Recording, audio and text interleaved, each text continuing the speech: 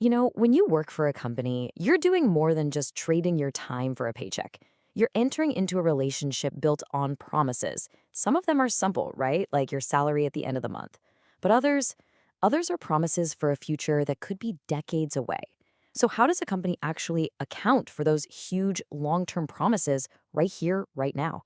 Well, that's exactly what we're about to unpack. Just think about that for a second. A paycheck is a promise for work you've already done. It's clean, it's simple, and it's settled fast. But a pension, that is a whole different ballgame. That's a promise a company makes to you today for a payout that might not happen for 40, maybe even 50 years.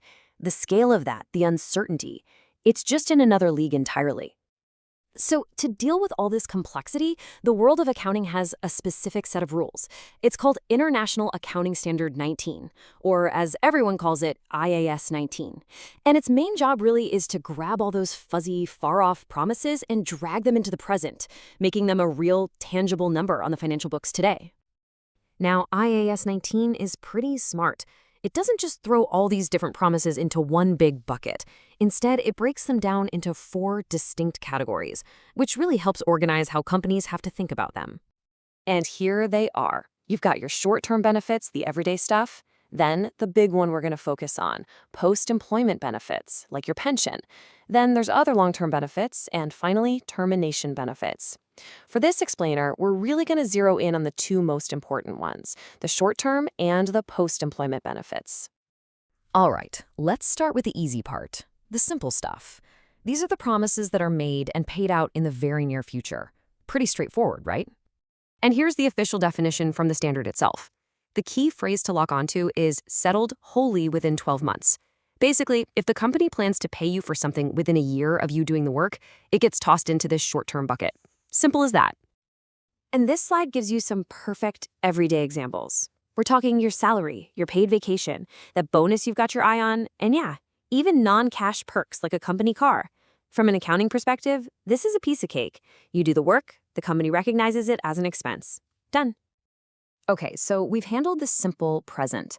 But now, let's pivot to the complex future. This is really where IAS 19 earns its keep, in accounting for the long, long game. So what are these? These are the benefits you get after you've officially stopped working for the company. Pensions are the classic example, of course, but it can also be things like healthcare after you retire. These are promises that can stretch out for an incredible amount of time and are just packed with uncertainty. And this right here, this is the central puzzle of it all. How in the world do you put a number on that promise today? A promise that won't get paid out for decades and depends on all sorts of unknowns, like how long you'll live or what the economy will look like. It's almost like trying to predict the future. So the way accountants solve this isn't a one-size-fits-all approach. It all, and I mean all, hinges on how that retirement promise is structured. And there are 2 fundamentally different ways a company can set it up. This brings us to the absolute heart of our explainer today. It all comes down to one simple, powerful question. Who is carrying the financial risk? Is it the employee or is it the company? And the answer to that question creates 2 completely different paths. And those 2 paths have names. On one side, you have defined contribution plans, or DC plans, and on the other, you have defined benefit plans, or DB plans. They might sound kind of similar, but trust me, in the world of risk and accounting, they are polar opposites. Okay, first up, defined contribution. Here, the company's promise is crystal clear and very limited. They promise to contribute a specific amount for you, let's say it's 5% of your salary, into a retirement fund. Once they've made that contribution, that's it. Their job is done.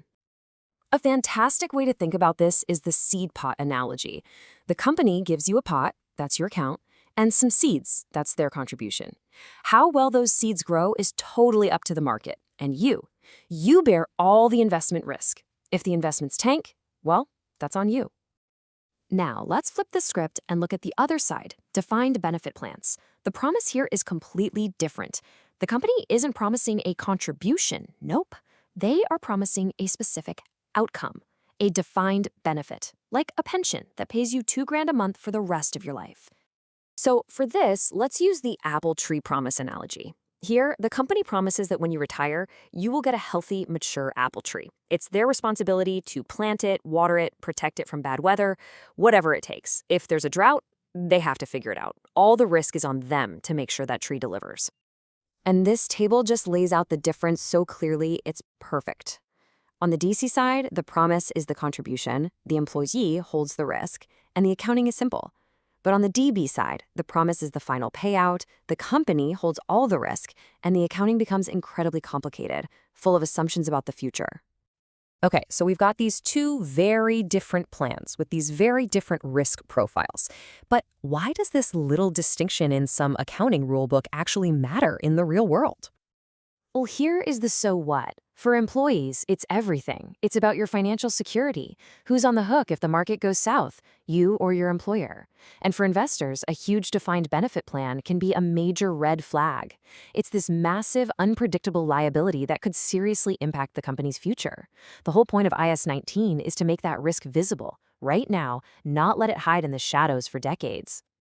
And that really brings us to a final, really interesting question. I mean, given the enormous risk and the accounting nightmare they create for companies, why would any of them still offer a defined benefit plan? It's a question that gets right to the heart of how companies fight to attract the best people and manage these incredible long-term promises. Definitely something to think about.